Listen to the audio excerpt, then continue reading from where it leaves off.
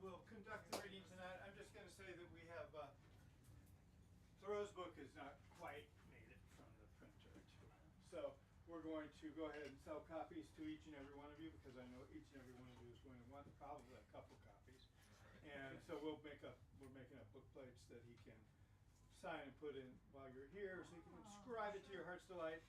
And we will also do that if we run short on your books. We have a limited number of Lisa's books. So yeah, so our book plates ready. You can get them inscribed, and we'll take the address and so on, and we'll ship books to you.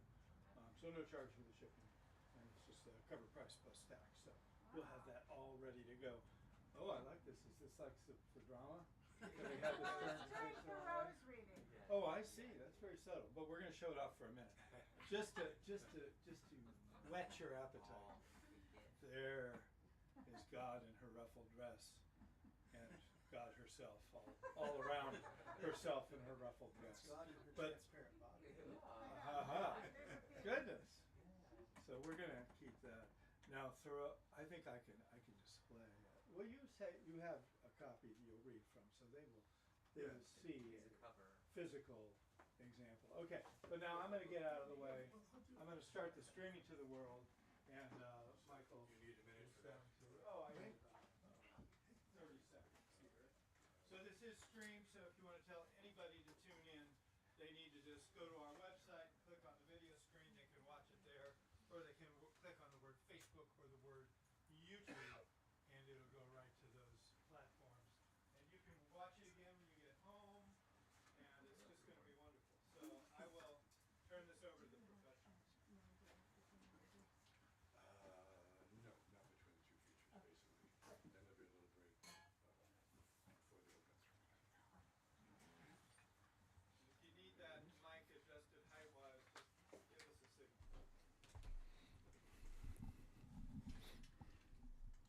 Does that work for me? I guess it does, right? Oh my goodness. Wow. I could address a stadium full of people with this mic. So thank you all for coming tonight. It's great to have you here. Bird and Beckett is a special place for a lot of reasons. You know, monthly open mic and featured readers. There's various literary events during the course of the month, and a lot of music, so it's worth looking at the website and seeing what delectable offerings are in store in any given week. There's a great variety of things, and it's nice, and it's a congenial place.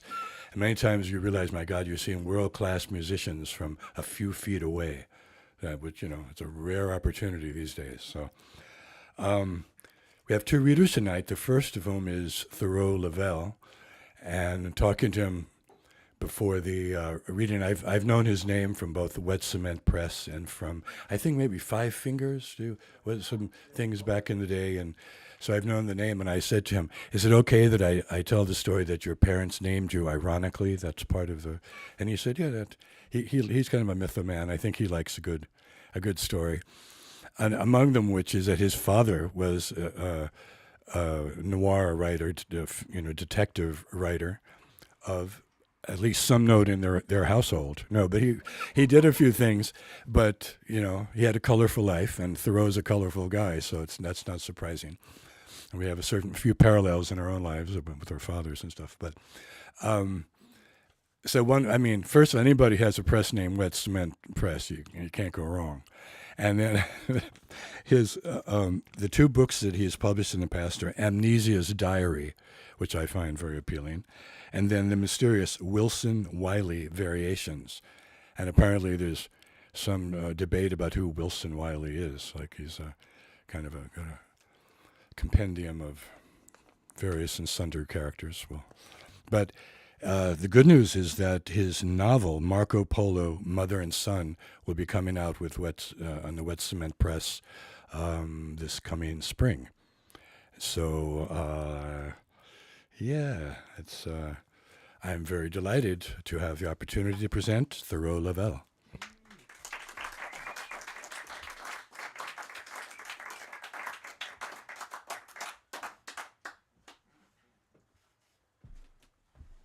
Wow, now that was a voice. I want to read with Michael's voice, if that's possible. Maybe that might be a little raised up a little bit closer.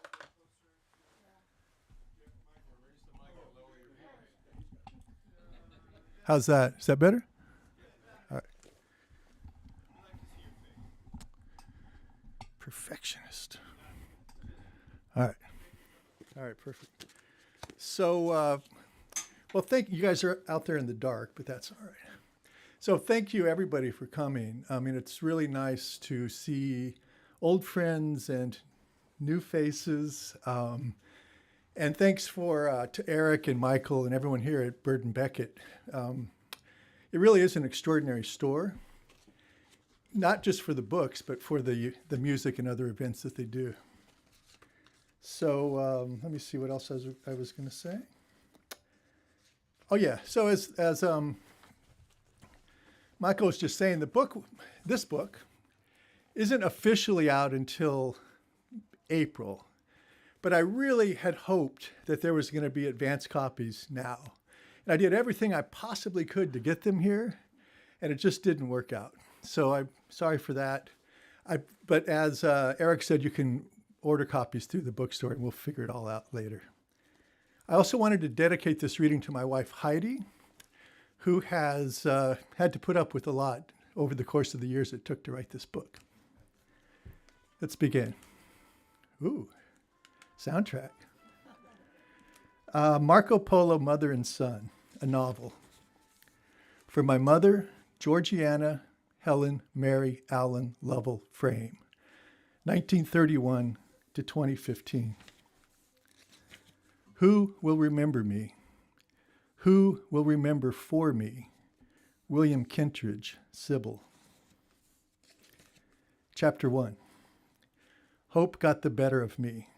Mom. The older I got, the unhappier I became with what I remembered. Why was this little something lodged in my mind, while so many more important things vanished entirely or seemed no more than a dim outline against an opaque sky?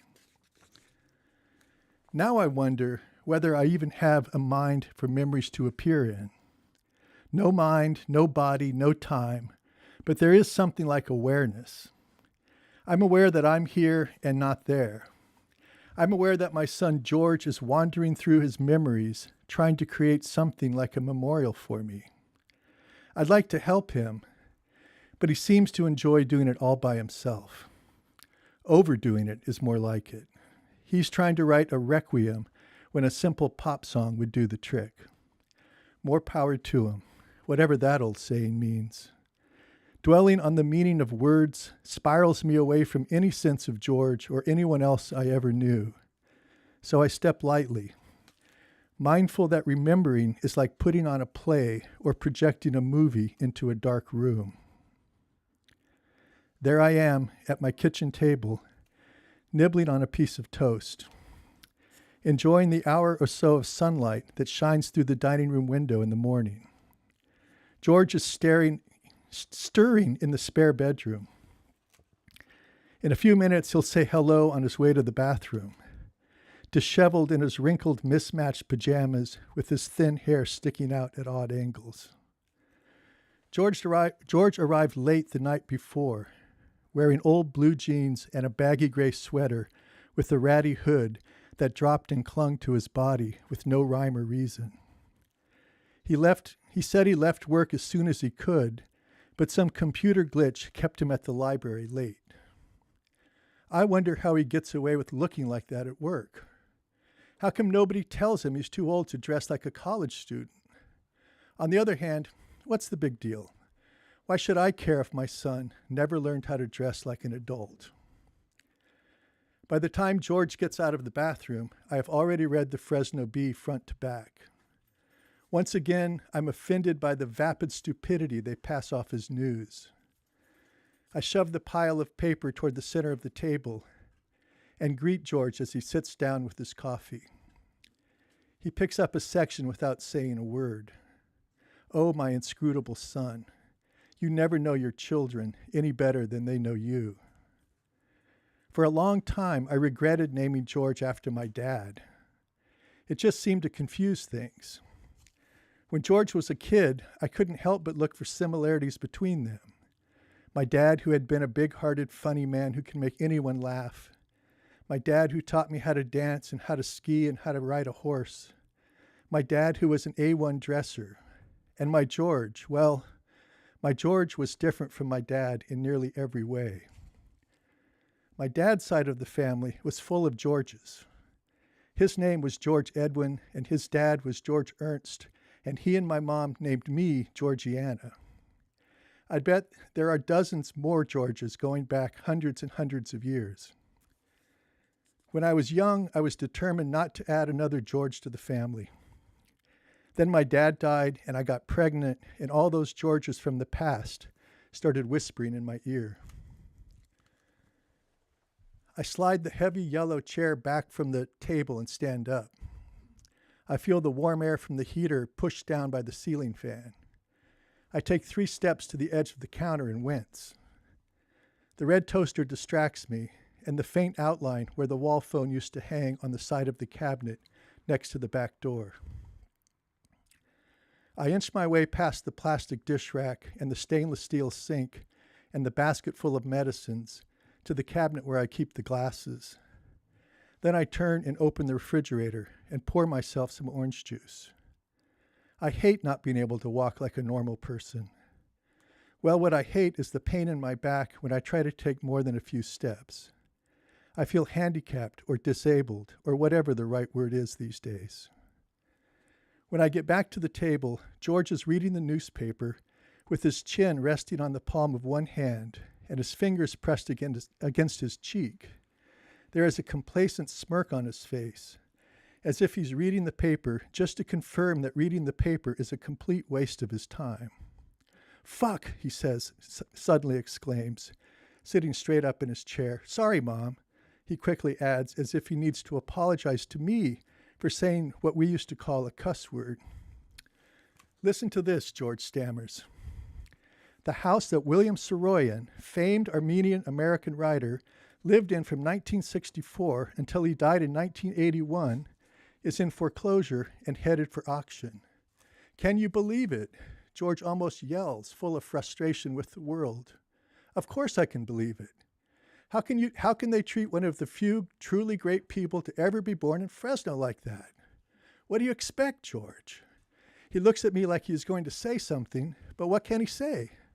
Most people don't give a shit. That's a simple fact. George quickly glances down at the paper and back up at me.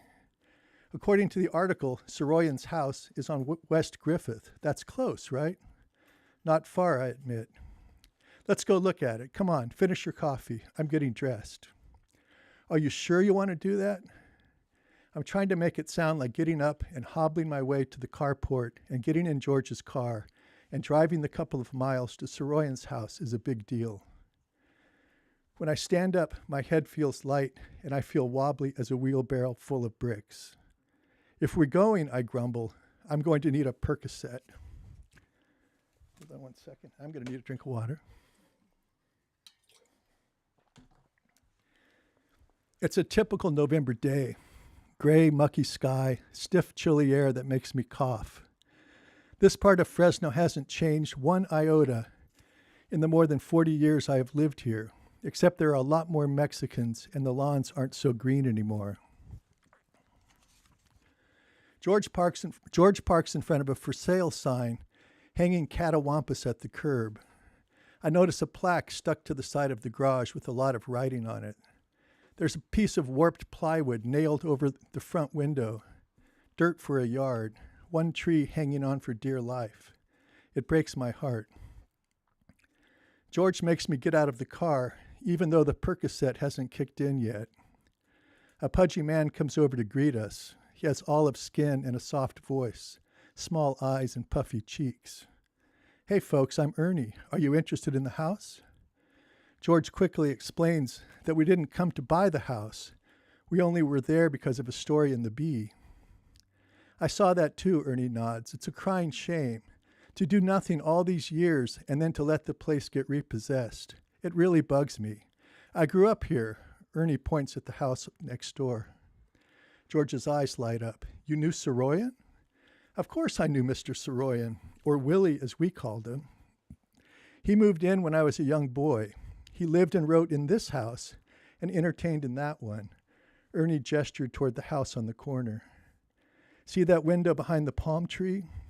Willie would prop it open with the hand-carved table leg and stand at the sink singing Armenian songs while washing the dishes. People said they could hear his booming baritone 2 or 3 blocks away. I couldn't understand a word. Still, I felt tears welling up in my eyes when he sang a sad song, and laughter bubbling up in my heart when he sang a funny song. It was the strangest thing. Ernie is a babbling idiot, I think, or maybe he's just overly friendly with a big heart. Either way, I'm not sure I care.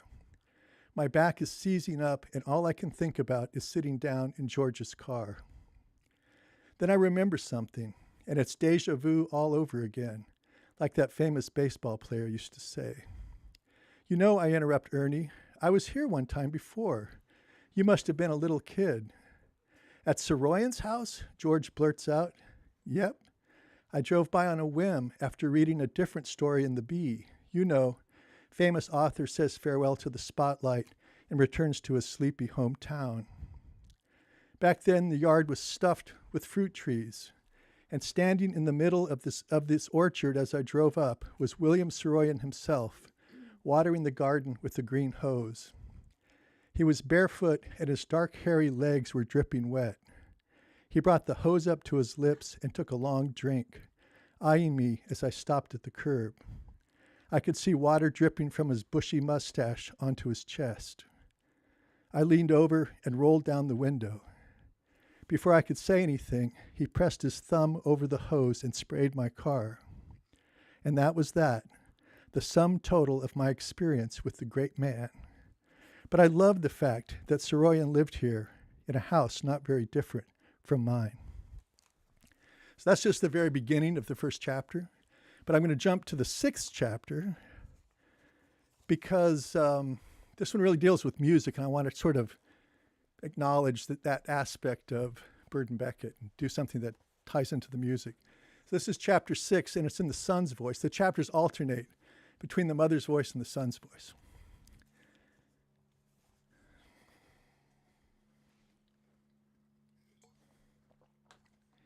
Chapter 6, Grief Infinitely Subdivided, Son. Part of my grieving process involved listening to a lot of Chinese music. Well, not just Chinese music, Japanese and other music too, especially Asian improv, a hybrid of jazz and Asian music, which reminded me of the first time I lived in San Francisco's Mission District, before Paula and I got married and Lily was born. Back then, I thought I was honoring my parents' bohemian past, exploring the ragged city, going out to live jazz and poetry readings, hunkering down in my rickety apartment, writing my own poetry. But my life could hardly be compared to theirs. I wasn't married with the kid with no steady income, chasing the now you see it, now you don't American dollar wherever it took them. I had a real job with health insurance and all the rest of it. I don't understand why my obsession with Asian music went as far as it did, but I do know that it started with a stack of banker's boxes, each labeled in my sloppy handwriting. Mom, notebooks, letters, etc. Mom, correspondence, notebooks, phone books. Mom, photos. Mom, CDs. Mom, mail, bills. Mom, mom, mom. The boxes sat there, stacked in our living room for months, visible to anyone coming into our house.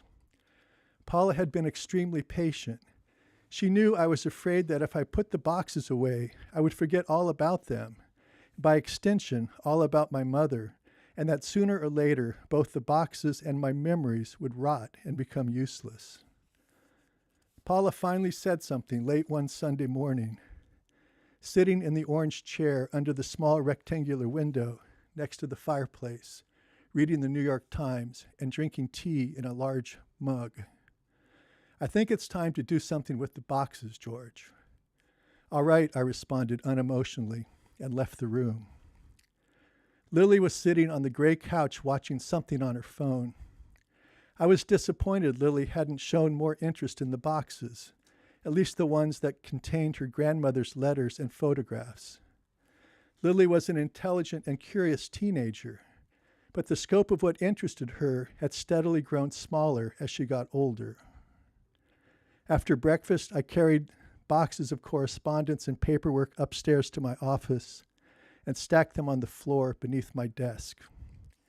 Then I found room for the boxes of photographs in the dining room closet after Paula moved 3 large containers of fabric into her office. Finally, I sat down on the living room carpet with a fresh cup of coffee and opened the first box of CDs. My mother always had music playing in her house. It was her escape and her joy. Mostly jazz she could hum along with in her warm alto while doing other things. She always heard the tune, found the melody, and joined in, seemingly without thinking about it. I flipped through her discs of Sarah Vaughan and George Shearing, Ella Fitzgerald and Louis Armstrong, Miles Davis, Duke Ellington, and Bill Evans. I paused when I came to Count Basie and his Kansas City 5. I opened the case, slipped the disc into the CD player, turned the volume down, and sat on the carpet, not moving a muscle. Simple perfection streamed out of the speakers.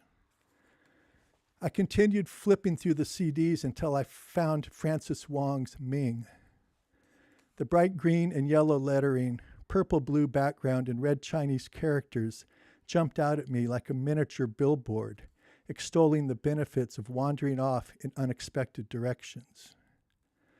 I studied the photo of Francis Wong, head bent forward, jaw set, sleeves rolled up. I turned the CD over and scanned the names of the tunes. There was no way this should be here. I ejected Count Basie and inserted Francis Wong.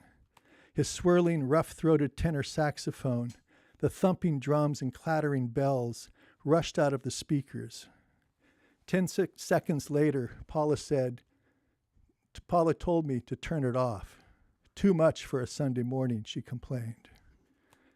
I had seen Francis Wong perform a few times in the 1990s at a place called Radio Valencia on the corner of Valencia and 23rd Street in San Francisco. A cross between a coffee house and a restaurant, with cheap food and drinks, red walls, dark wood, velvet curtains, a long row of windows, and a raised stage in the back. Francis Wong's playing was forceful and fervent, overflowing with subtlety. He was part of a small group of young players trying to jumpstart the jazz scene in San Francisco, to make it real, not something regurgitated for tourists. Paula was right. Francis Wong was too intense for Sunday morning. But I heard something on that record that started to make me feel better. I must have given it to my mother, I decided, although I couldn't imagine why. There had never been a time when she enjoyed that kind of jazz. Mom wanted music that was soothing and uplifting. Even Charlie Mingus was too much for her. Then I realized it was much more likely that I had forgotten the CD at her house, and now I had found it again. A few days passed until I had the house to myself. I closed the curtains, cleared off the couch, and put the Francis Wong CD back in the player. He blasted out of the speakers like a sorcerer on the razor's edge of lyric beauty. His saxophone slashed through the air like a flaming sword. I lurched forward on the couch, fully alert, as if a supernatural presence had entered the room. Since my mother's death, I had felt like I was locked inside a gray box, protecting me from my grief, and I didn't know how to get out. I studied the photographs of my mother's house I had taken shortly before she died, with its chaotic colors and eclectic style, thinking that these images would force grief's hand. I gazed at photos of her and my father strolling on a Southern California boardwalk or camping somewhere in the woods, hoping the reminder that she had once been young and happy and full of enthusiasm for the future would allow grief to flow. I sifted through photos of my mother's childhood in Detroit, playing with her little brother in front of their wooden house, photos of her laughing with her friends from Catholic high school or lounging in a park on the hood of someone's car, to remind myself that everything repeats, that there is no beginning or end, only ripples fading as they spread. I told Paula all the stories I could remember my mother telling me, even though Paula had heard them all before, to see if something in her reaction would unblock the grief that I knew must be there. None of this helped in the slightest. Grief remained just a word, a possible side effect one might feel after the death of a parent. This feeling finally began to change that afternoon when I sat on the couch listening to Francis Wong. His music knocked the pictures off the wall of my inner lostness and revealed a hidden door and labyrinthian tunnel. Only then did my numbness turn into feeling. Only then did tears begin to fall. The gray box had opened, and I stepped out into it and into a stiff wind or a swift stream. To keep my balance, to give me hope of making it to the other side, I searched for more Asian improv. I discovered musicians as different as John Jang and Fred Ho and Art Hirahara. They helped build the sonic scaffolding from which I could air my grief out like laundry on pull lines in San Francisco backyards. The jazz side of their music connected me to my mother and my father, to what I already knew and loved, while the Asian side led me to the edge of an unknown land. Every new record I heard pushed me a little closer to seeing something in my mother's death that I had felt but couldn't name. The feelings the music opened up in me had nothing to do with memory or regret. What I felt was an understanding or forgiveness. In the middle of not remembering and not forgetting, not hating and not loving, not getting stuck and not moving on, I began to see something like the dance of compassion take shape inside my head. Thank you.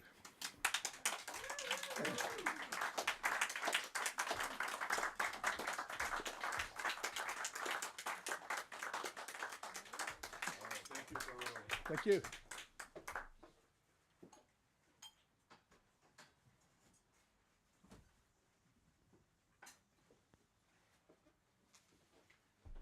Now it gives me great pleasure to introduce the second of our two readers, Lisa Bernstein, who also is someone very talented about naming books. Her first book, which is, 34 years ago now, was called The Transparent Body, which is a great title, but now has been exceeded by God in Her Ruffled Dress, because I'm an old theologian myself, and I like to go explore some of the variations on that theme. It's really nice. And another thing that I really appreciate is that it's to go 34 years between the inaugural poetry venture, from a prestigious press and all that, and then to have the good sense to calm down, and 3+ decades later to, back in the action.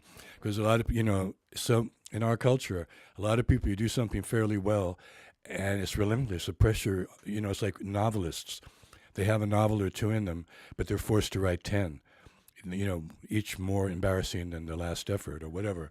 So it's beautiful to wait until the cup is full and then go for it. So I do really treasure that. She's also an accomplished jazz singer, has 7 albums, and 7 albums. And not last but not least, she's also a psychic of sorts, which means better play your cards close to the vest when you're in her presence. So anyway, just, don't divulge any family secrets tonight, but it gives me great pleasure to introduce Lisa Bernstein.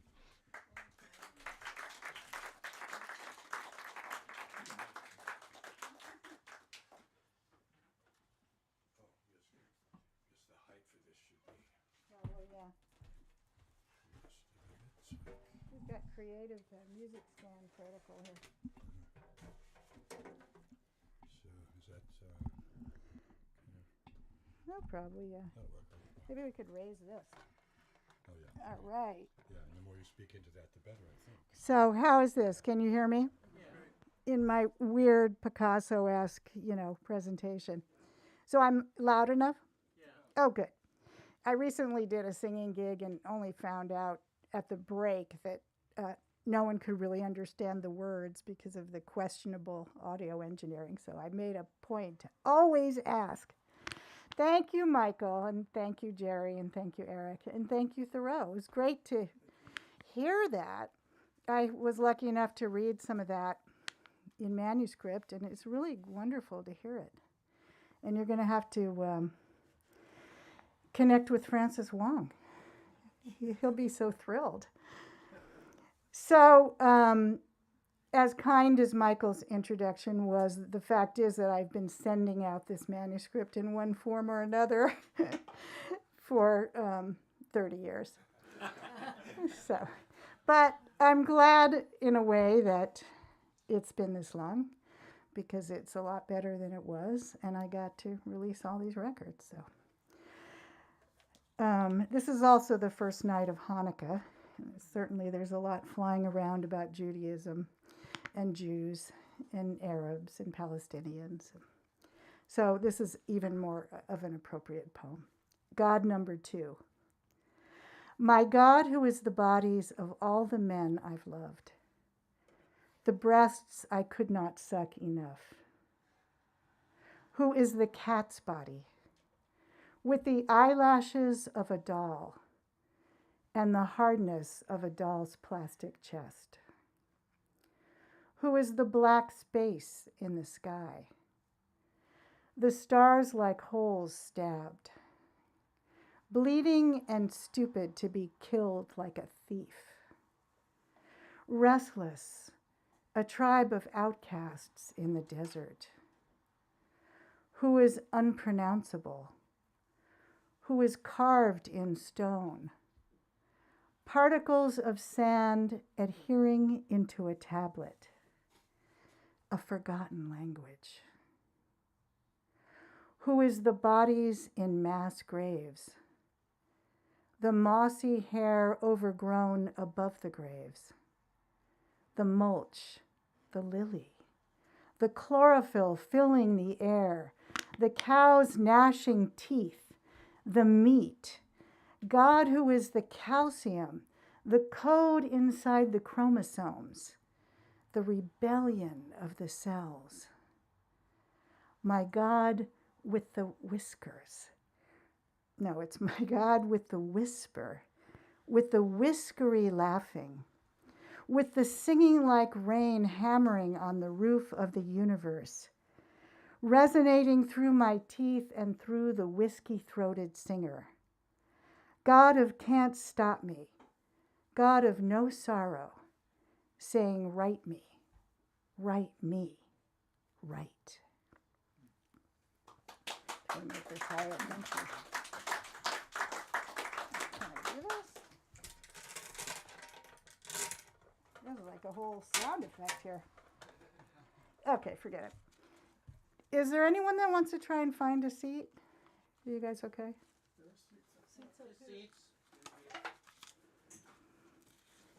Okay.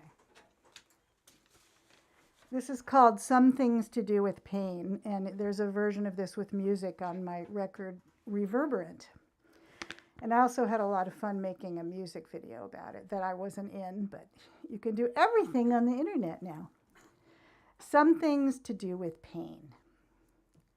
Lean against it with your lower back. It can be the base you're missing, keeping the beat.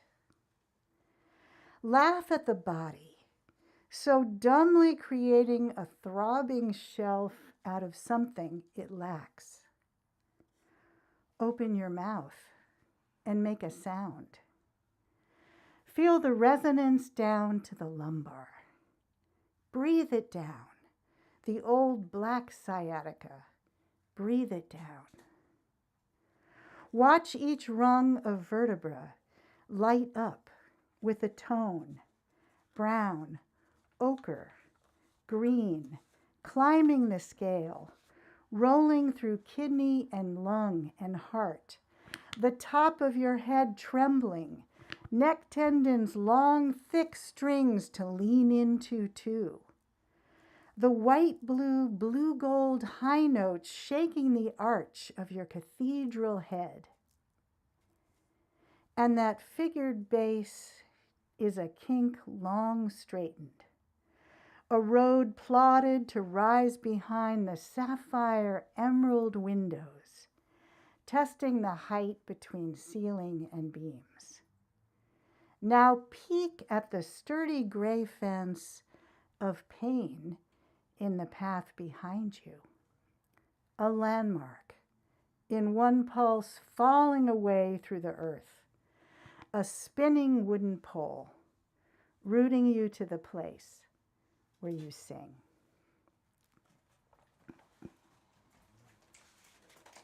Thank you. Here's another music poem. This is in the imagined voice of John Coltrane. And I wrote it listening to Naima and could kind of hear the 4/4 bars going by. I wanted to talk from God. The hooves beat in my throat, plowing up notes, and from the dust cloud poured a train of horses. I saw the calm of my father's feet. By the torn up cabbage leaves, a whole town in Louisiana walking the dusty road. A dank cabin where mothers were strangled in chains. A baby cried, the silk edge of a blanket. Naima, my witness in this world. I was choked by him, and I had to keep beating down the keys of my horn with my fingertips, pressing and blowing, and someone rode me with brown tethers hooked in my heart. Then there came the time in the middle passage when a blue spot began to spread up from the bile I couldn't swallow, through the back of my mouth, behind my nose, humming and neighing with notes.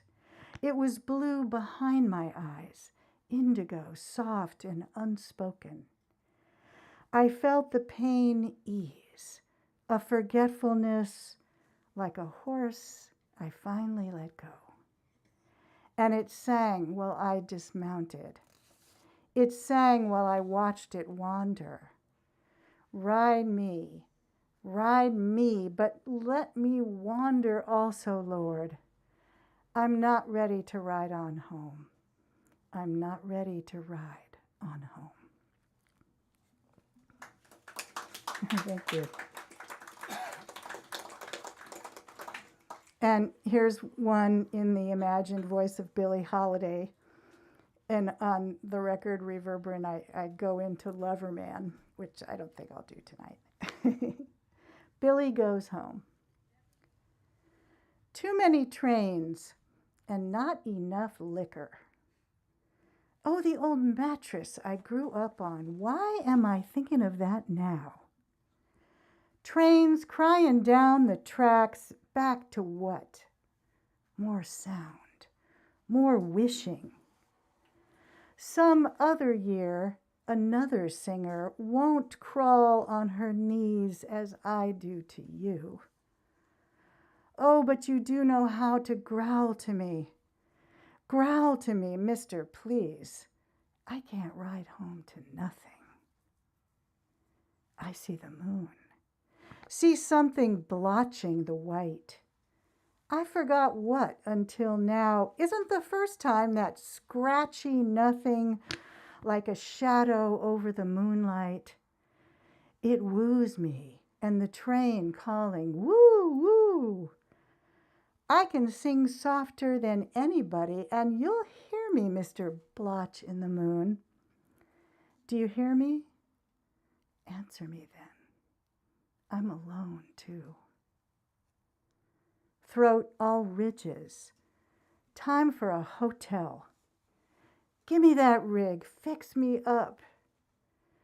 No more lonely corridors. Powder my bones.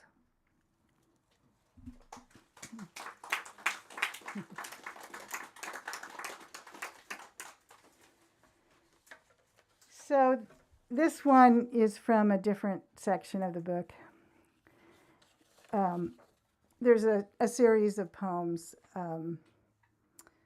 called I can't remember what it's called. I'll have to look at my book and check. But this is the first one. It's called A God After Hours Watching Her.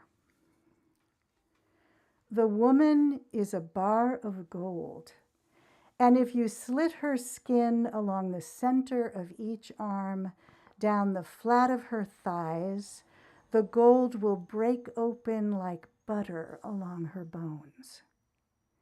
She cannot be licked or cornered into the torment of touching, fevered and above herself, glowing with the liquid refrain of the tissue, her muscular nuance unrepentant. She is already fucked by the knife point of being. El sexo, el amor incorrigible, el instanto de paradiso, says the Mission Theater marquee, flickering in the open doorway. The man standing before the poster of La Insatiable with their heads thrown back. Well, this woman is the bar of gold they desire, nervous on the bar stool in a striped blouse and jeans.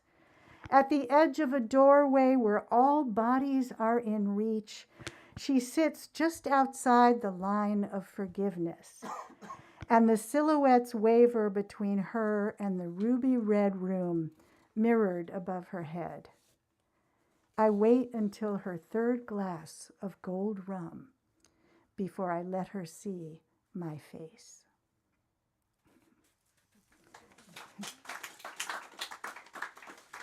The Mission is a big figure for us.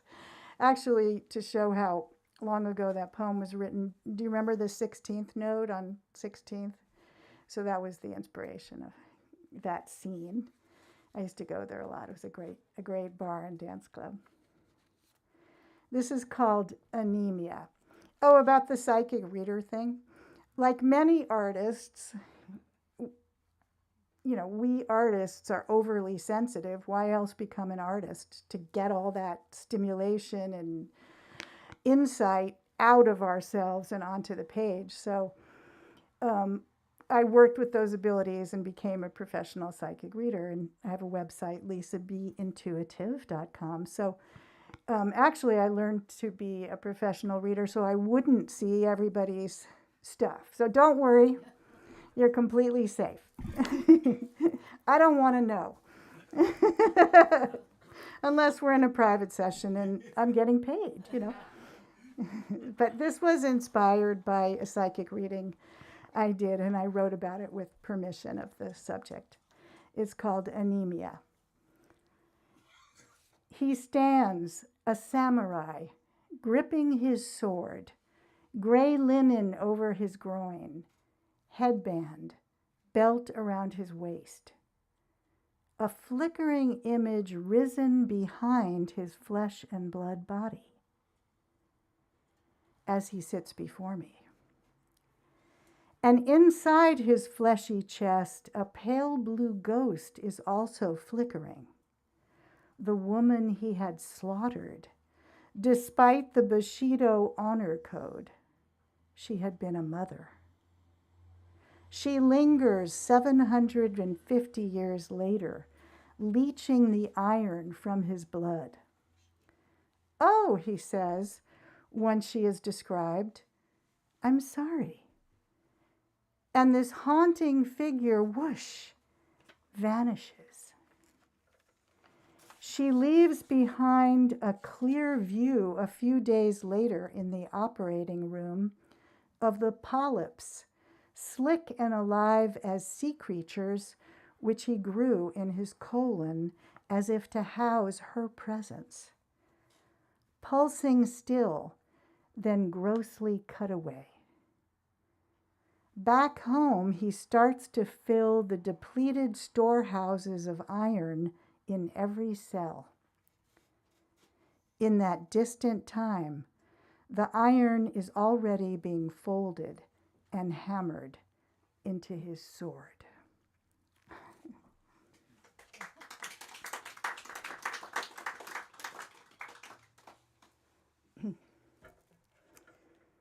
So maybe just 2 more poems.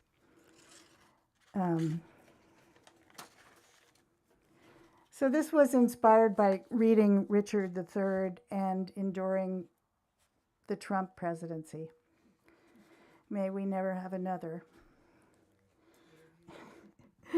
Richard III with Clean Well soap. Let this new soap with its ancient oil of time spurt out onto the floor, then step on it. Walk through the murdered world and spread the melting foam, which, unlike time, is proved to sanitize. May it swipe away the thrown gauntlets of the aggrieved, whom I now see with clearer eyes. The young king, ever victim, vitriolic, who cut away the caring years that used to bind. The entrancing smile staring from Facebook of a man who enlaced his love in lies. Ah, what Richard III, pitiful warped monarch, has dredged up, pacing round me one more time. His mesmerizing rants echoing these self-lovers, and the head of our country spewing nightly on TV, until we all are trapped offspring of a murderous father. Sometimes we can only bend our heads and weep. I found this soap on the Whole Foods aisles, its essence recovered from antique times. Now I use it to clear the way and say my piece. Wounds fresh or hidden, may the pain you gave cease. May the spewer's sound and fury, even breeding in memes, receive my glinting eyes, my staves, my sturdy, well-worded melody, till they dim in 5 dimensions and on shallow screens. Then the cast joins hands, we start the play and say our parts, and the house claps long for our young democracy, exiting with foam soap tracked by our souls, the inhalation of it coating the undersides of our hearts. Breathe it in, seal the breaks from hauntful ghosts. True hope is swift and flies with swallows' wings. Kings it makes gods, and meaner creatures kings. What are your grievances? Unearth the antidotes. Medicines whirling to life like shimmering leaves. Thank you. So, especially since it's Hanukkah, I thought I would do my versions of the Lord's Prayer. Someone once told me that the Lord's Prayer originated in Kabbalah, but I don't know if that's really true. Our mistress, who art in star-wash, bright be thy name. Thy queendom come, thy will be done on earth as it is in heaven. Give us this day our daily meed, and forgive our marks on others, as we forgive those who put a mark on us. And lead us not into the underworld, but deliver us from the dark. Our Father, in the world's waters, glistening be thy net. Thy currents calm, thy steady arm extend over these oceans. Give us this day the fish's flesh, and forgive our overtaking, as we forgive those who steal our catch. And lead us not into the dark gulf, but deliver us from storms. Our canopy, arced over the universe, untouched be thy sheen. Thy net of time billow and shine in matter as in motion. Give us today our honeycomb, and forgive our history as we forgive those who would forget. And steer us away from the black holes but point us toward the light. Letters of God in every cell, golden be each stroke.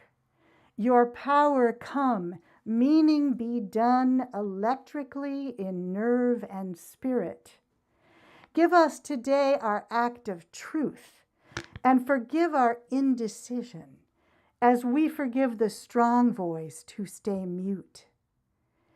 And lead us not into judgment, but deliver us from fear.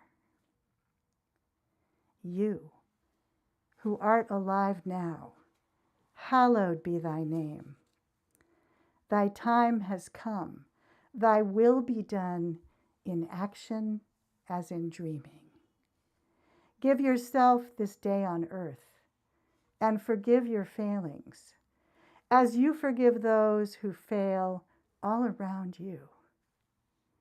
And lead yourself from suffering into joy.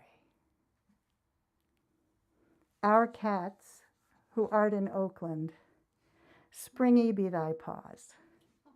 Thy cat food come, thy wish be done in day and night and cat dreams. Give us today our purr of love, and forgive our absence, as we forgive the fleas who live in your fur.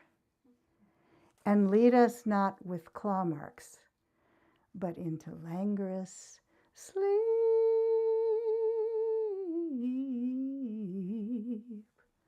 Oh yeah, where I might see the face of divinity that I want to see. Yes, I do. Yes, I might. I want to see that face. Yes, I might. Yes, I might. Oh, yeah. Thank you.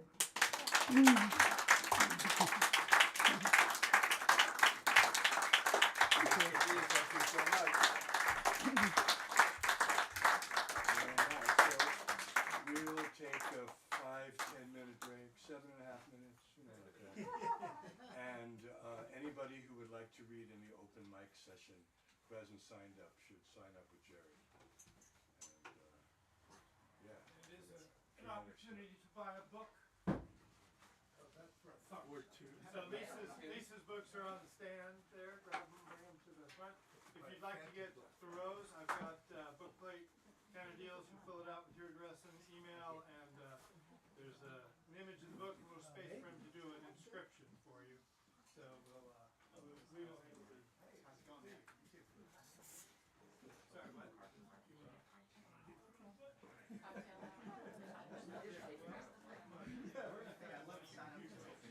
Oh, okay, right here.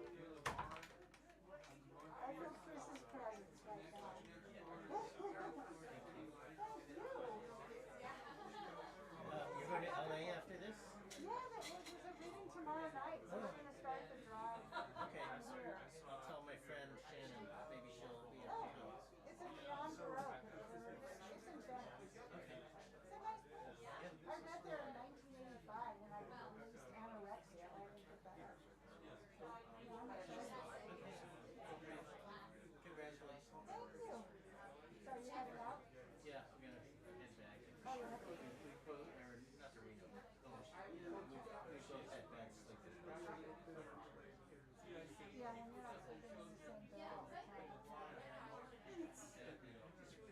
Seeing everything you own pass before your eyes. It's like, Literally. yeah. All right, see you later. Thanks for coming.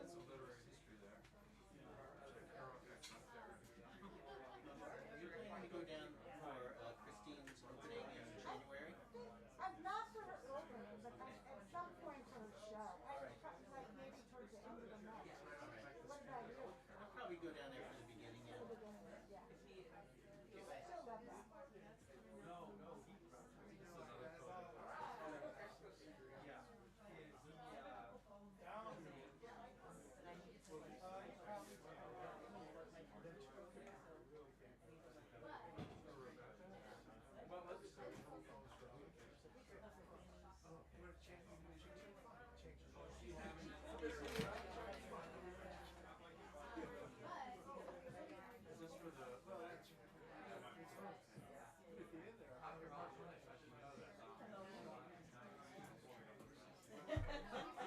Not there.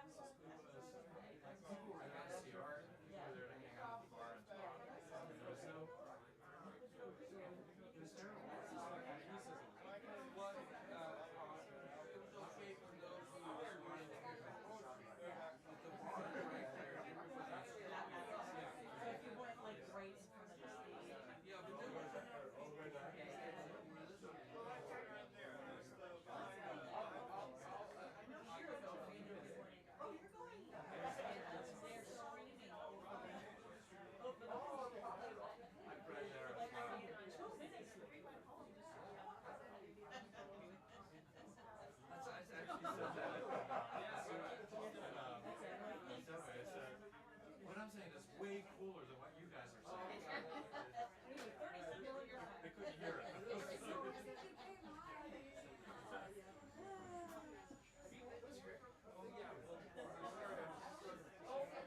There was no mic.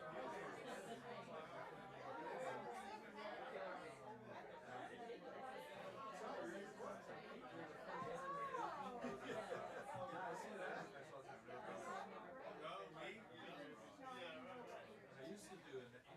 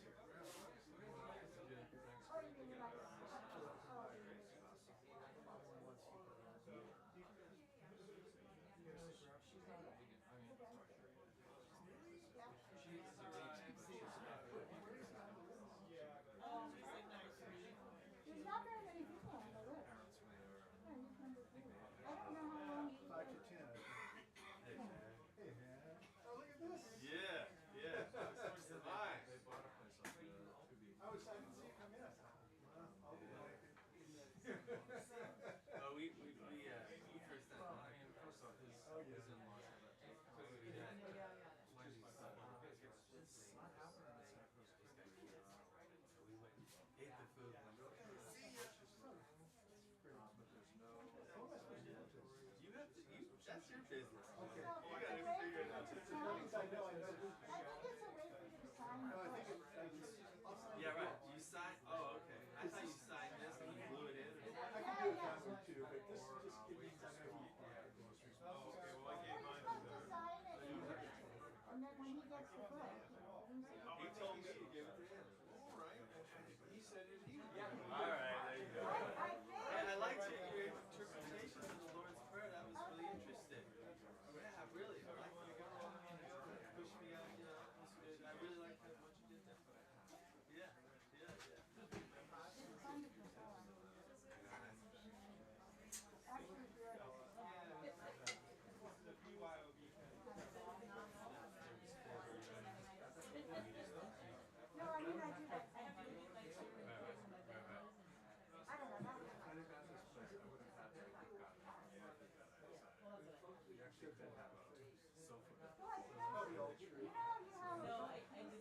That's right. I guess that is what this is. But then it has a name on it. you'd have to ask her. Do you know how these book pieces work? What the idea is.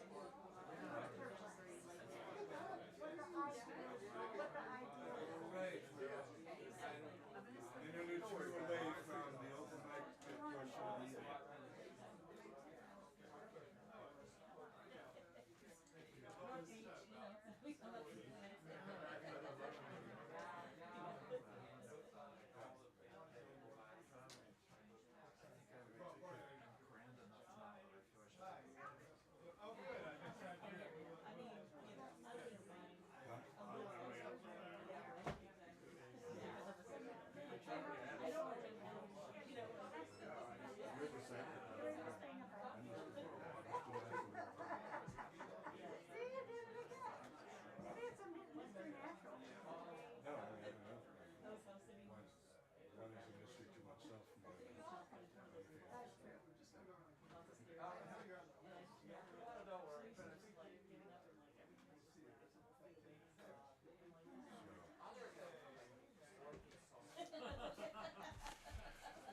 All right, we're going to do the open mic portion of the evening, presided over by Jerry Ferraz.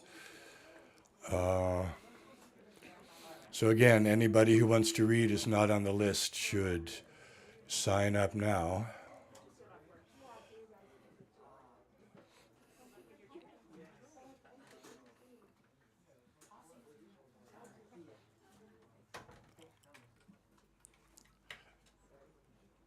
Eric, should I turn off that backlight again, or does it matter? Oh, the side one, okay. Yeah, so. So everybody who did buy a copy of Thoreau's book plate has given him.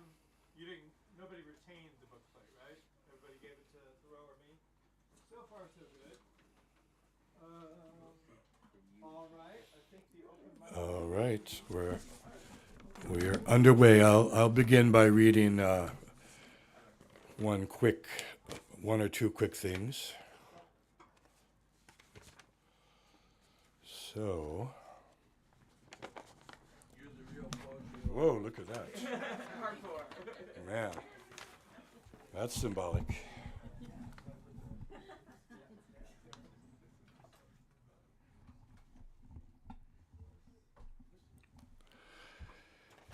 Yeah, so,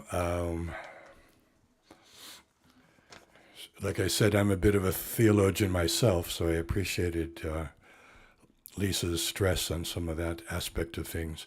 This is entitled, "And the Angels Smell Like Cigarettes."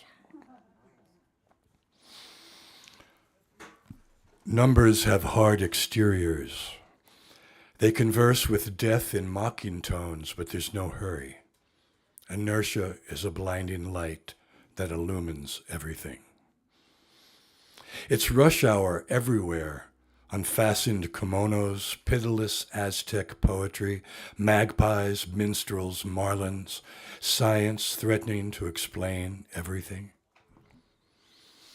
Oh, we sang at the top of our lungs from the tips of rusted girders a song for Che, and cobbled together stout hearts immune to time and suffering.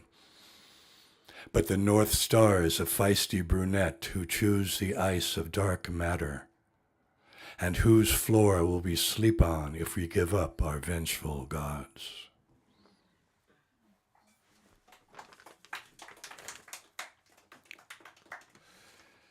And to conclude, this is called As If We Were Fully Human.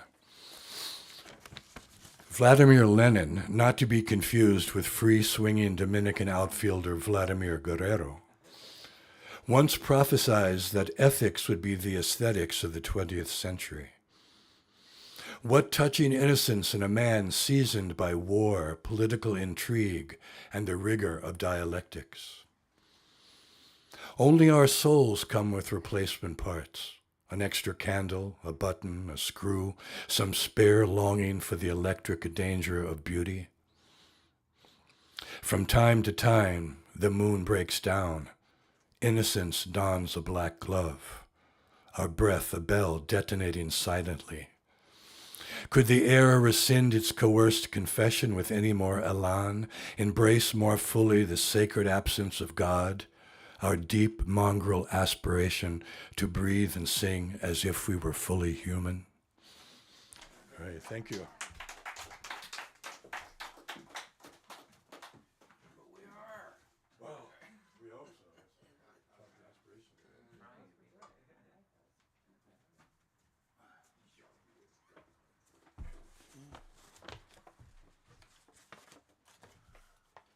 Hi.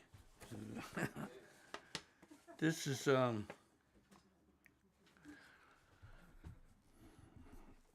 think I read this a month ago, but I worked on it some more. You know how it goes.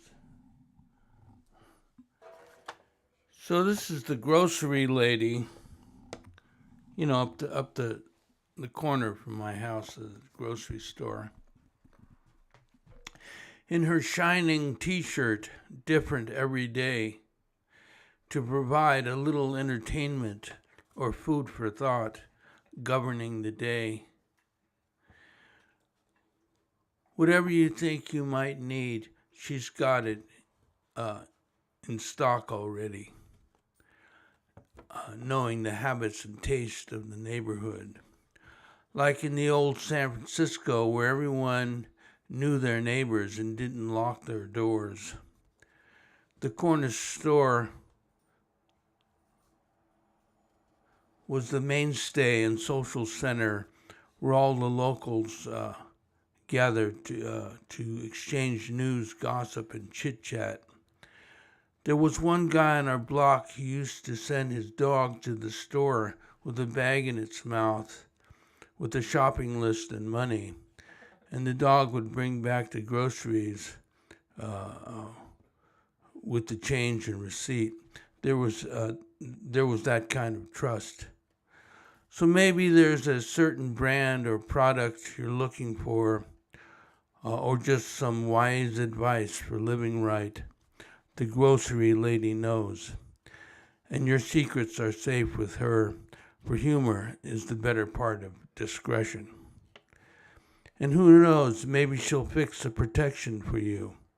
But rain or shine, though the weather in our fair city may turn on a dime, she's always open for business.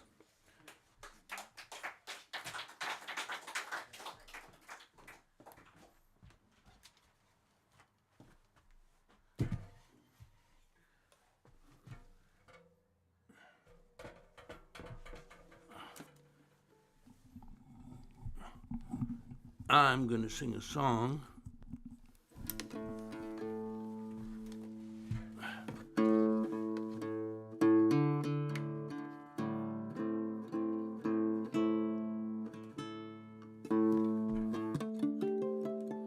This is called The Ballad of No Face.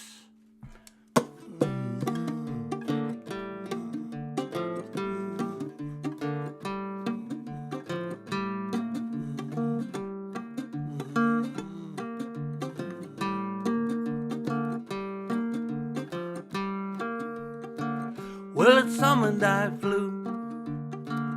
'Twas Arctic dream time.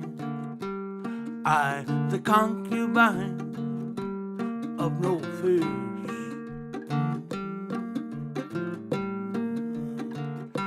There his wife, old man maiden, could bear him no children, 'cause his virgin flowing formed into a fountain. It's like a fountain, O spirit of life, thou art child's play.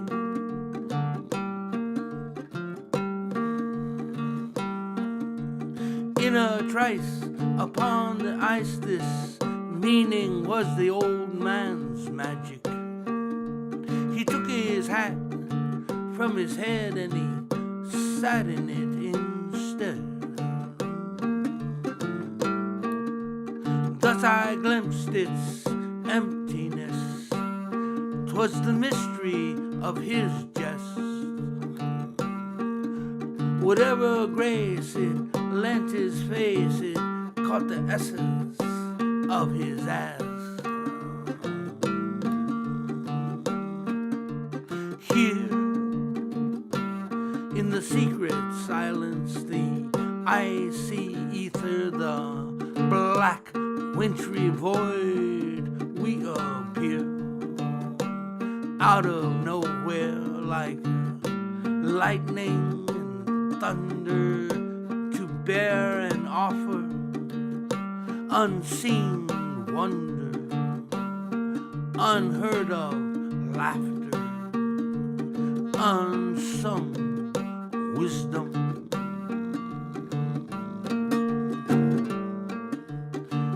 Even as we prepare this throne, this ice blue lotus, this little royal glacier for our unknown ancestor, grinning from ear to ear, old man maiden disappears, leaving no tracks in the icy ether, the black wintry void. Here in the shadowy mirror of endless becoming.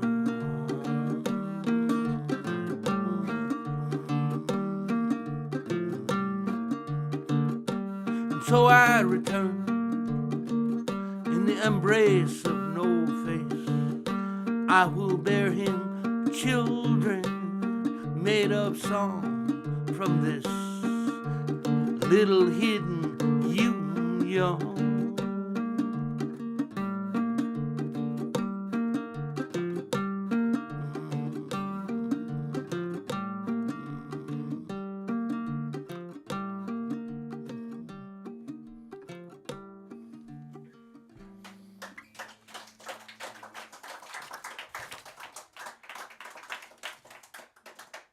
Okay, I think we've got 5 poets to come.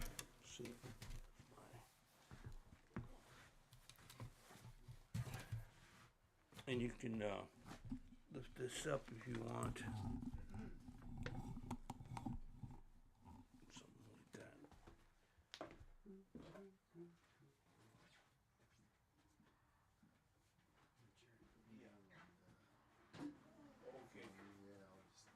Okay, and then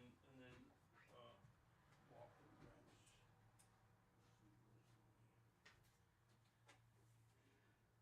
Okay, so we got 6 poets. Okay, and our first open mic poet is Bernard.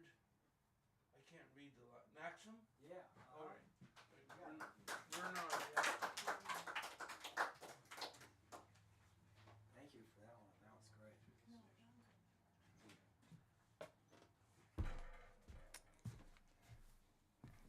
Oh yeah, it's dark.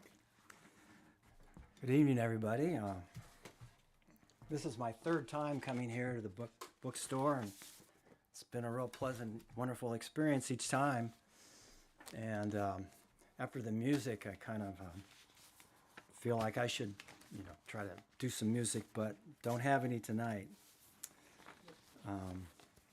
Yeah. No, bring- allow me. okay. Okay. Okay. Can you hear me? Oh, okay, great.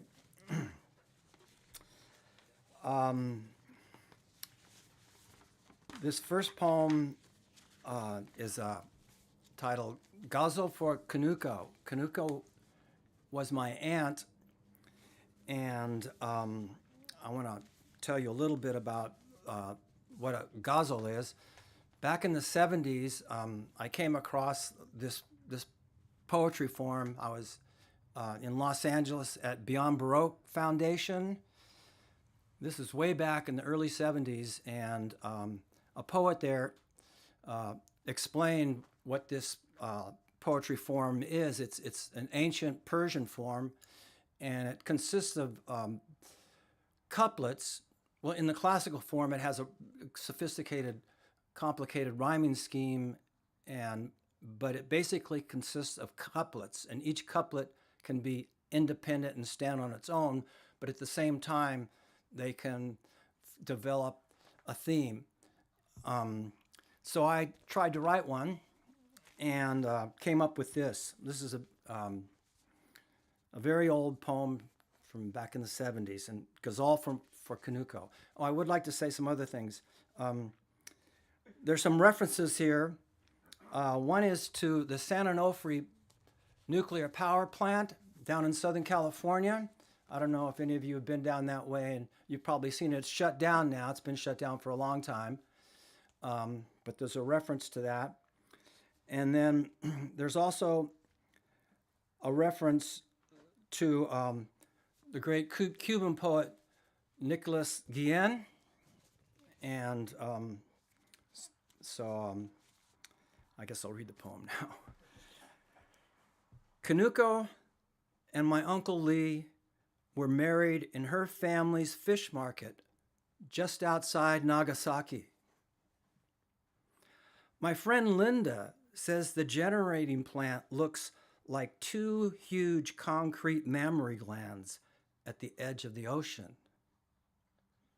My Uncle Lee was a sailor boy who loved an Asian woman, part of an occupation force that sailed into the harbor after the surrender. As a kid, I thought I saw my mother in her red car coat. I was frightened, the bomb dropping on us as we crossed the street. When Kanuko came to California, she and my uncle settled in the East Valley near other Asian women and families. They all worked for small subcontractors assembling electronic components. I found an old photo of my mother, tan and healthy, holding me as a baby at San Onofre State Beach in 1949. No power plant then. Just off the highway, there was a visitor center back in the 70s. At the plant, color illustrations and diagrams explained and extolled the wonders of nuclear power. Kanuko liked to play poker, read English magazines, and talk. We left our shoes at the door when we came to their house. Once, when we talked, she told me she wouldn't have children. Once, I told her, "You are my Aunt Kanuko. I love you." She died early of leukemia. Kanuko's funeral service was in a warehouse converted into a temple by her Japanese immigrant community. They all chanted. No, we all chanted and burned incense. Nicolas Guillen says the bomba atomica is napping in the zoo. He asks that we please not provoke or feed it. When I was a kid, the sirens went off at noon the last Friday of every month. On the playground at lunch recess, I knew it was just a test.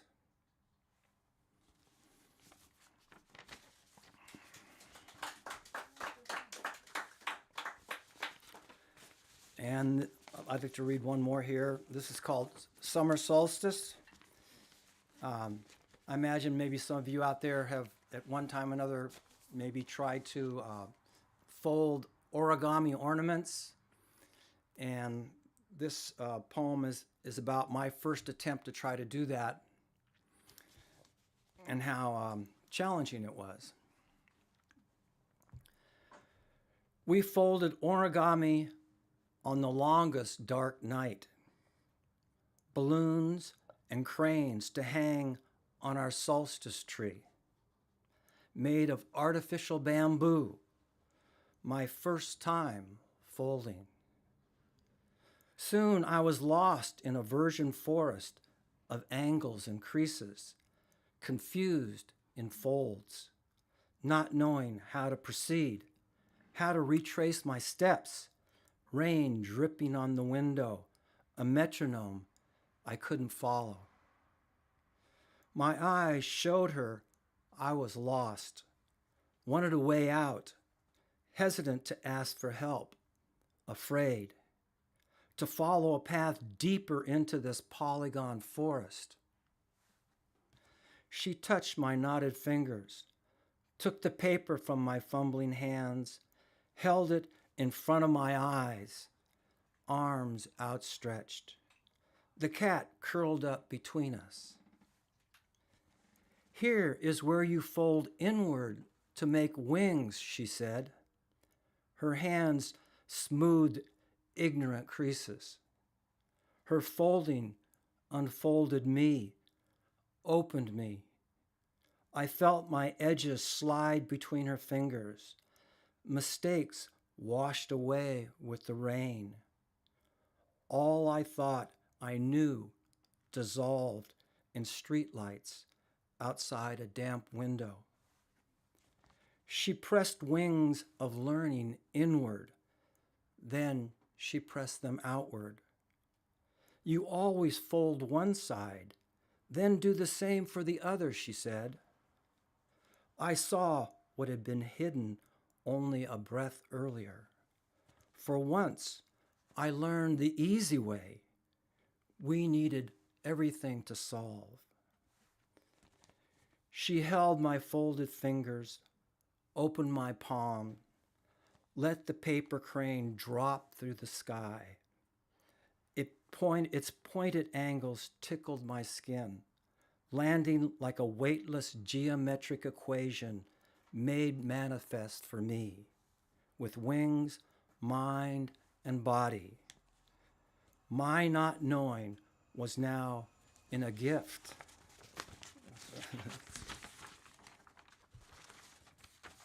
My not knowing was now in a gift found concealed inside a paper crane, a veil folded in on itself, to learn what is real on the longest night, to hang a bird with wings on the artificial bamboo solstice tree. Thank you.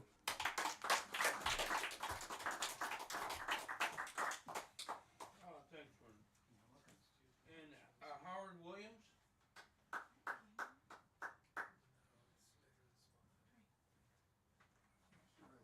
Is that right?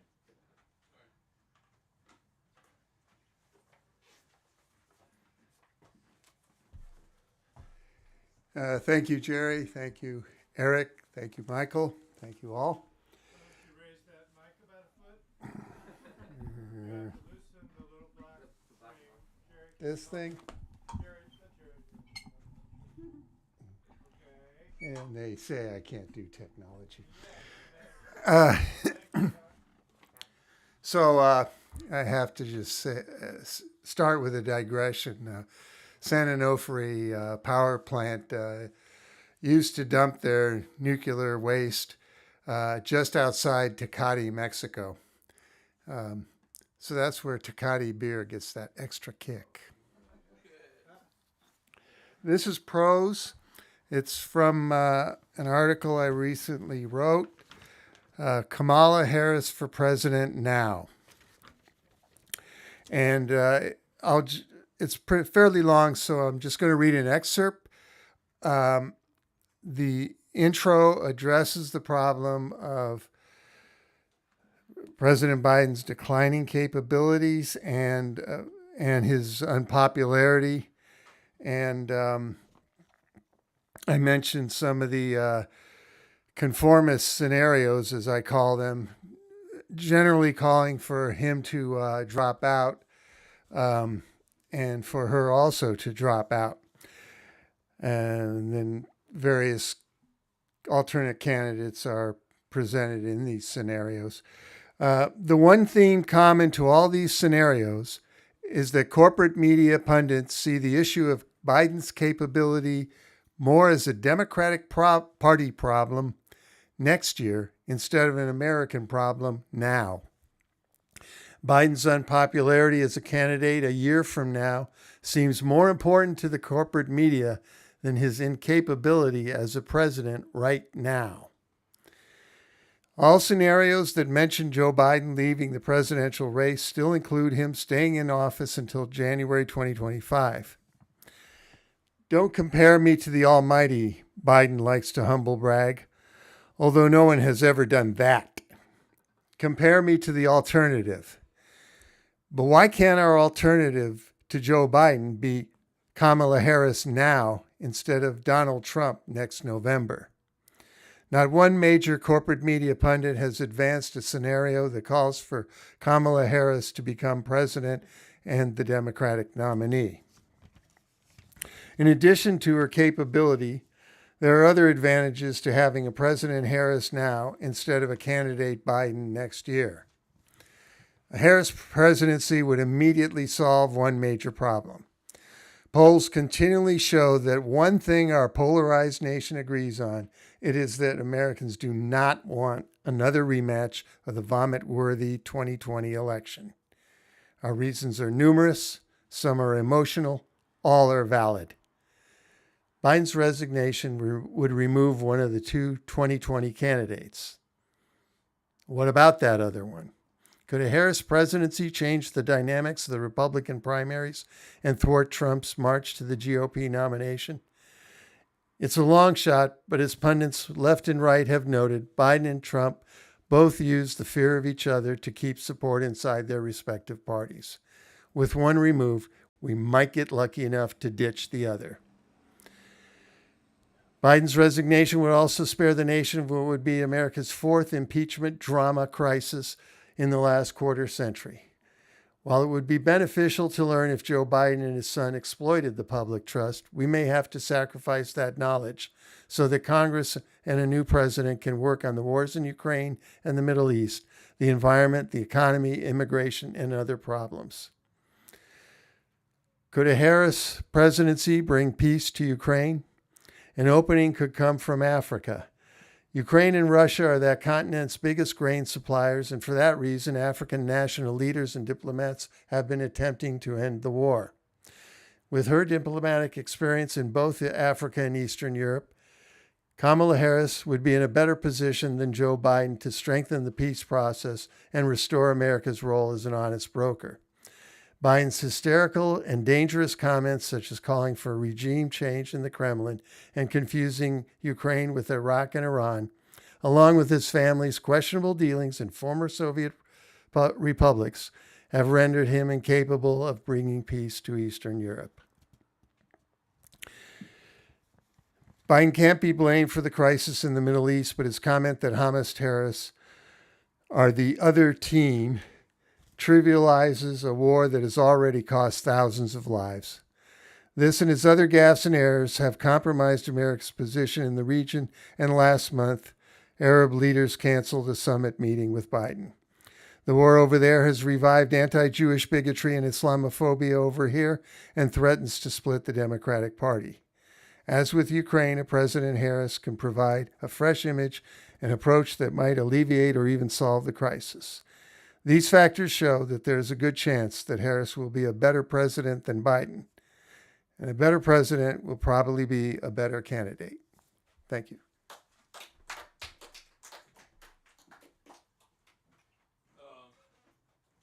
You didn't say anything about Trump. I just didn't mention his name. You gotta be listening. has a lot of subtext in here. I was listening to a lot of Count Basie. If you want to get subtext, listen to Count Basie. So I can't read the last Brent. All right. What's your last name? Sunderland. Thunderland? With an S. Sunderland. There. Okay. I'm sure I'm gonna have to lower that. All right. Oh, pretty good. Okay. Is that better? All right. The poem's called Exposing a Chemically Treated Surface to Light. The light showing that star comes from 3 stars. The symptoms of the aged mother mock her middle-aged neurosis. The movement of the girl's dance could be a card trick. The lover pulled her man down to her in lieu of an accountant. The documents in the cluttered office served as kindling to the sudden fire. Now we experience it only as smoke. Uniformly at night, all the neighbors find their way home. She forgot your name, and yet she claims herself a victim. In her deception, we see her on a stage, opening her kimono to reveal a thigh. It appears to be from the leg chosen. He laughingly said that it was in the moment he entered her that he first thought of sex. And as the light came in through the bedroom drapes, she showed herself a different woman. Sorry about that. Lapping in almost reflection, the fire moves in to touch. Suddenly your mother sees you still asleep. Scars force memories of loss, of ashes. What fed the fire marked you. The sidewalks in the old neighborhood came years after the houses. Stein imagined a grammar as how words took their place on the page. If one could imagine a mother between 2 nights, she forgot your name, and yet she claims herself a victim. The fleshy give the search for the opening, a door as in O'Keeffe. Just inside her, do we find skin or something else, moist in the way we imagine all internal organs? Or simply the eyes not following the hand? The cabinet keeps a deck of cards. He didn't know they lay there until he opened the door. Dye her hair a sun-damaged white, fake in its injury. Only the color changes. The actual health stays the same. Folding through nearly echo, the blaze goes in to kiss. Suddenly the woman senses him still awake.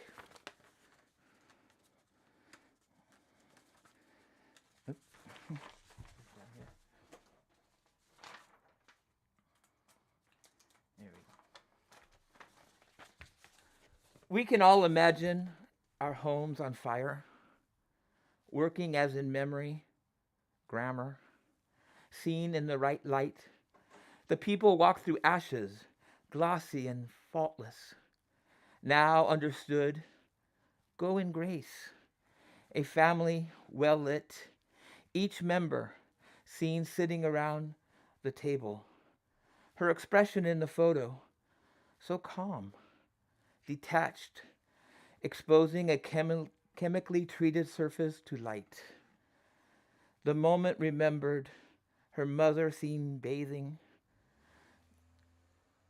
dark through forgetting, a sponge sweeping down her flesh. Look into your mother's face, the eyes, flat surfaces, no name connected to you. disregard deliverance, to feel her flesh giving in under your hand, shave closely. The light showing that star gambles on the space between us. And as it shines through the window, full and blasting, make it appear open.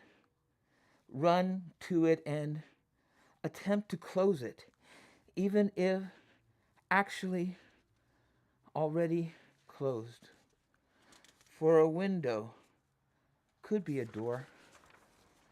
The light showing that star takes the place at one organ of the body, but the doctors don't know which. Hot on the tip of the finger, which the returning neighbors associate with her illness and call. To all women standing in all windows and in this game, all shelter, all protection, all clothes lost. Even if winning up until the last flip of the card, morning knows the flooding shock of light until at last, if we can continue forgetting, not seeing the evidence, night comes. Thanks.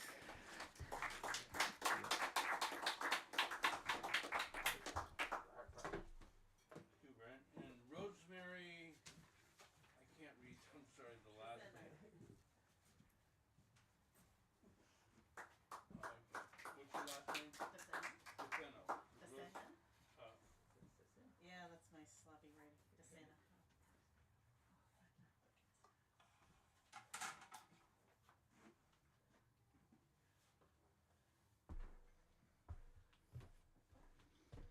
Can you hear me, or should I bring it down a little? Could somebody adjust their mic? Or Okay. can you? Yeah, bring it down about, 2 inches below your chin. Yeah, right. Okay. There we go.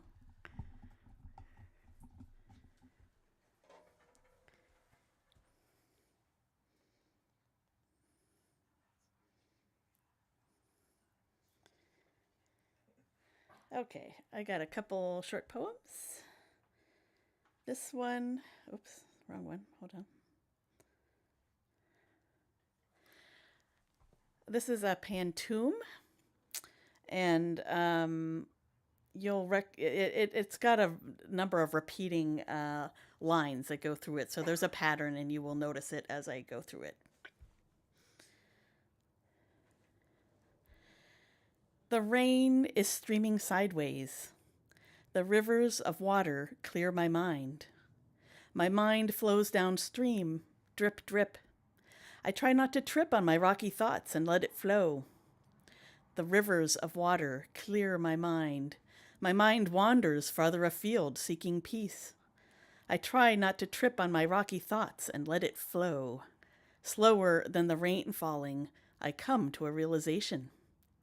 My mind wanders farther afield, seeking peace. My body melts and I find release. Slower than the rain falling, I come to a realization. The rain falling connects me to myself. My body melts and I find release. The rain falling connects me to myself. My mind flows downstream, drip, drip. The rain is streaming sideways.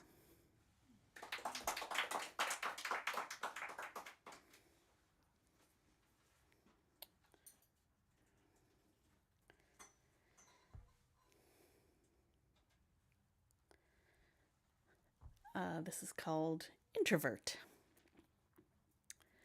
Came, saw, got swept up in conversation, went from quiet to elation until the loudness enveloped, and then the downhill trending, and then to the cave, comprehending less of the arc of interaction as time repeats, feeling now each breath a feat, an accomplishment of grand proportions, until the release, the will going, the poker in the fire stirring, the whirring of the fan of the mind getting louder. Is here where we exit? And how gracefully? How to do it? How?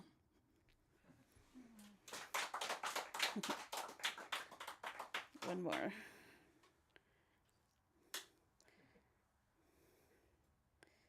All right, I haven't figured out the title for this, but at the moment it's Piano Love. I'm hungry for piano sounds, for the touch of fingers on keys, tripping up, swinging back. Please tremolo over here, arpeggiate a little longer, stride your bass down low. You've got 2 hands to use, so use them with forte.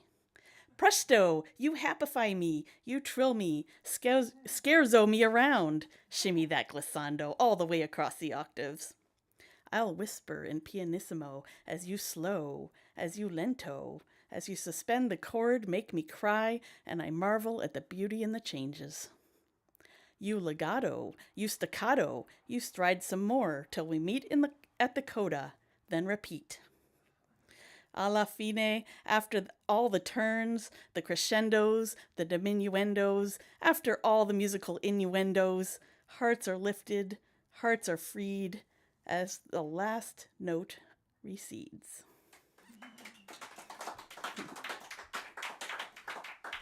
Okie dokie. Thank you, Rosemary. And next we have Anurag Pendiaz. What? I got it. You're good. Okay. Let's adjust the visibility factor here and the access. Yeah. I think the piano. You're using the piano. I'm going to use the right? piano. I'm going to give you some Ladies piano and gentlemen, sounds. You get piano. So let's see. I think we'll leave it right there, but we'll put this. Yeah, that mic sounds here, good. We can and do that's that. gonna pick you up just fine. I might put it in between my legs, or do you think? Whatever you think. Okay, cool. Yeah, you can if you like. Thank you. That's right. That was a well-timed poem. I'm going to give you some piano sounds now. My name is Anurag Pendial. I don't, no problem not pronouncing that correctly. You've never heard that name before. Yeah, I'm a songwriter and piano player based in New Orleans. And I also was an English major and studied poetry in college. So I'm just visiting town, playing some shows in Berkeley and Oakland, but I'd heard about this place and wanted to check it out, and Eric told me to come by the open mic. So I'm going to play you a song I wrote now, and I hope you like it.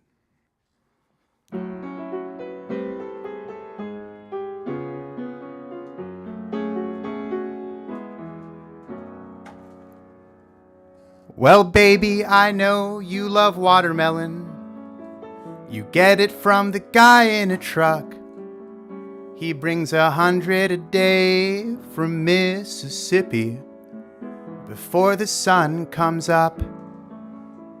And when you buy your smudgy sage, you get it from the co-op. And when somebody puts their fist in the air, you and your friends are the first to show up.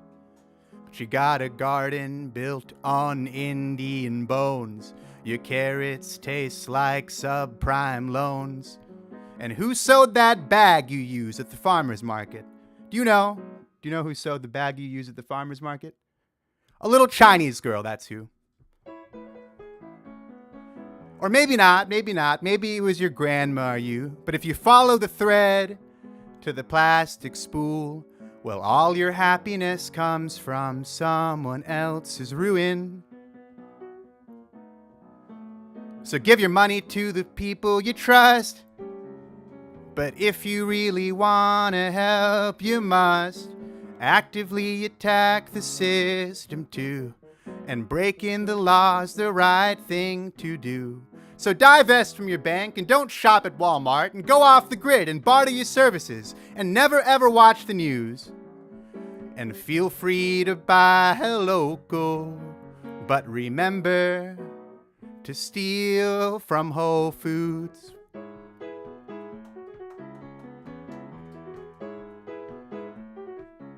Yeah, you steal from Whole Foods. You steal from Whole Foods. You actively attack the system too, 'cause breaking the law's the right thing to do. You steal from Whole Foods. You steal from Whole Foods. Live your life by what's right and true, and show the world the new values. Yeah, you steal from Whole Foods. I'll give you some piano sounds.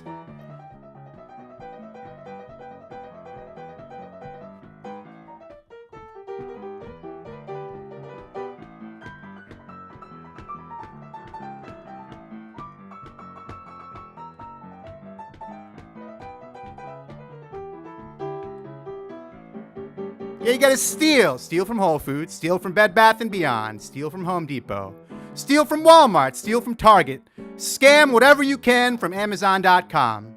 Just say the product didn't arrive. Just say it didn't arrive. All right, so I'm gonna give you some tips about how to steal from Whole Foods now. One of my favorite tricks is the 2-for-1 pizza deal. That's a steal. You get 2 slices of pizza, but you tell the cashier it's 1. Because they're not going to open the box to see, and plus, you don't even got to give them the box. You just hold it and say, "Oh, and 1 slice of pizza, please." You can put other stuff in the pizza box, too. That's pretty fun. You want some essential oils? Throw those in there. You want some toothpaste? Throw that motherfucker in there. It's always good to hide one item inside another one. You can do it with bags of produce or hot foods. There are many different variations. I like to mislabel bulk. You get something expensive, tasty to eat, but you give the cashier the code for something cheap. Because no one's going to argue with you about dried fruits or grains, especially if the items that you switch kind of look the same. Honestly, though, you can just fill up your bag and walk straight out the store. Because the employees are not going to stop you, and there's no scanners or alarms at the door. Especially if you're just passing through town, don't plan to be there again. There's a whole lot of tricks, just tell your friends. Matter of fact, I had an idea. Do you remember flash mobs? Do you know what flash mobs are? Flash mobs where a whole bunch of people show up in one place at the exact same time. Okay, well get this. Whole Foods flash mob theft.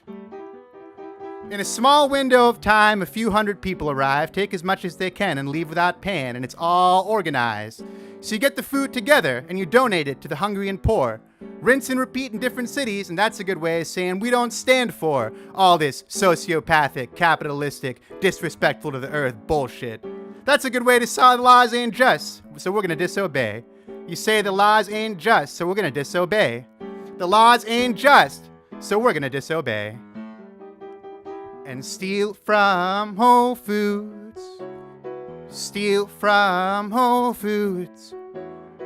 Live your life by what's right and true, and show the world the new values. You steal from Whole Foods. Steal from Whole Foods. Actively attack the system too, 'cause breaking the law's the right thing to do. Thank you. I'm playing in Berkeley tomorrow night at the Back Room at 8 p.m. if you want to come by. Thank you. And last of all, Walker Brent, our house philosopher. Nice. Sorry, excuse me.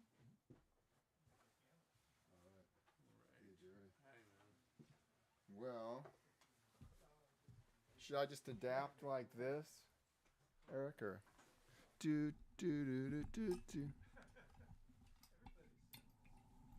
I'm doing this. I hope it's not uncool. All right, is this good? Okay. All right. Well, so I guess there's not. I should probably. I shouldn't go longer than about 5 minutes, right? So that's something to keep in mind. But I wanted to tell you. Yeah, I'll just tell you because there was a farmer, a father, who had one child, and that was all. You know, his only son, and everyone else, you know, was gone. And they had a field, and the field was a field of, you know, barley and other kinds of grain. But there was a problem. The problem was that the birds would come. Birds would come and land in the field. And the father did not know what to do to drive the birds away. But he said to his son, "Those birds are damaging our crop. Is there something that, I wonder what can be done?" And he consulted a wise man who gave him a drum. and said, this small drum, take it home and give it to your son. Show him how to make sounds come out of the drum, and then send him to the field and have him play the drum, and he will learn himself, for he has this gift. He will learn himself how to drive the birds from the field by playing the drum. And it was just as it worked out, just as it was related, just as it would happen. And the son he grew up playing that drum. He played that drum in the fields to drive the birds away. And he learned different rhythms for different species of birds. He loved most to play the drum and make them all fly away at once, of course, because, that was an effective thing to do. But he would also play his drum in such a way as to make certain ones leave, or he was able to make certain ones go to other parts of the field. And he had a rhythm for goldfinches, a rhythm for crows, a rhythm for the ravens and the vultures, and even the eagles, they responded. He was communicating to them in so many ways, as well as driving them from the field. Until the day came when a camel broke loose, or was set free, I suppose, by the army. An army was passing through. This was a Persian army, actually, and they had a great camel. And the camel carried the soldier who played the war drum. And they would go into war playing this great bass drum carried on the back of this camel for many years. And the camel became deaf because of this constant sound of the bass drum that it carried into battle, as well as all the noises of battle. The camel became deaf. And the camel was let loose from the army once when the army was encamped nearby. And the camel ran to this field, and the camel began to eat. And the boy saw the camel, and the boy began to play the drum, but nothing that he was doing, no rhythm he was playing, was working to drive the camel away. No wonder, of course, the camel's ear, the way a camel hears, would be different than the way the different species of birds, their ears are. But it was also true that the camel was deaf, that the sound was not a part of the camel's world. And so the boy played his drum so incessantly it began to bother the other farmers. And eventually, after I don't know how long, because time seemed to disappear, hours turned into perhaps weeks or months, but the camel would not go away until the same wise man came to him and stood before him and told him that the camel was deaf and that he had to cease trying to attract it in that way, to affect it in that way. And so he finally put down his drum. And there is a time to play and a time to not play. And a camel and a bird is a different kind of creature. So, not to get Aesopian about it, but it seems true. All right, that's the message.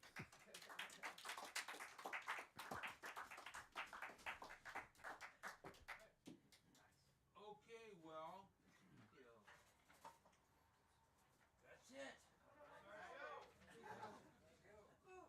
Thank you, Jerry. Yeah. Thank you, Michael. Thank you, audience. Lisa, still here? Thank you so much. Of course. All right. Thank you all. All right.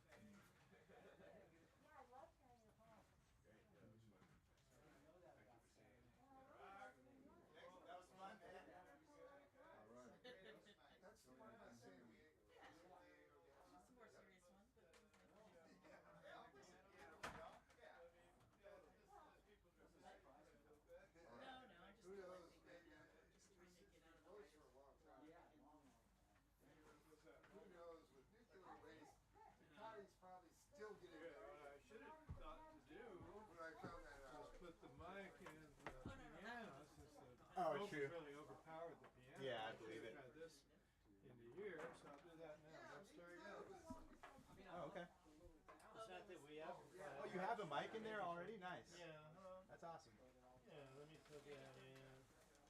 Cool. We'll get a little bit of it into the house. Yeah. Play a bit.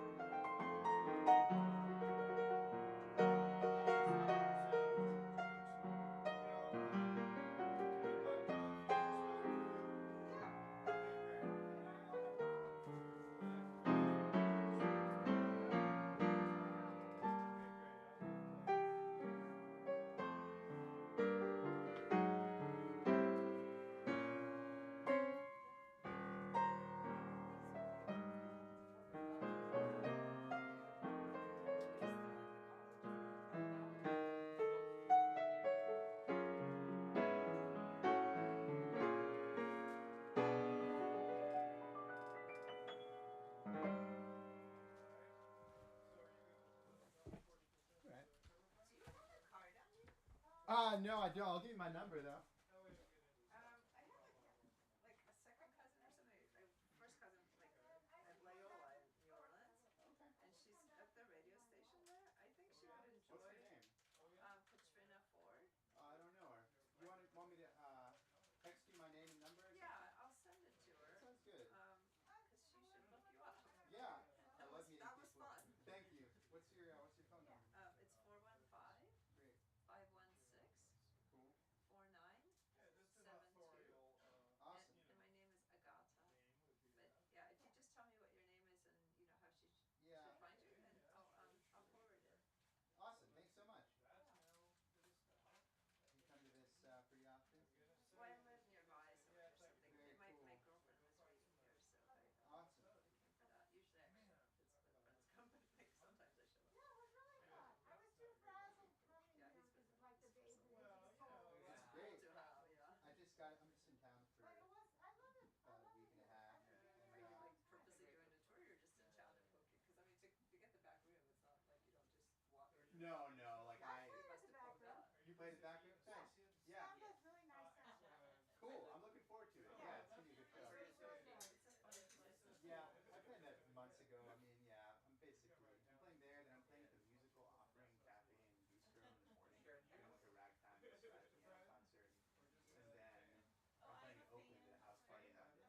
So I've been planning it. I'm gonna spend a lot more time out here. I'm dating someone out here, Oh, I see. so Well, that makes yeah, that makes sense. yeah.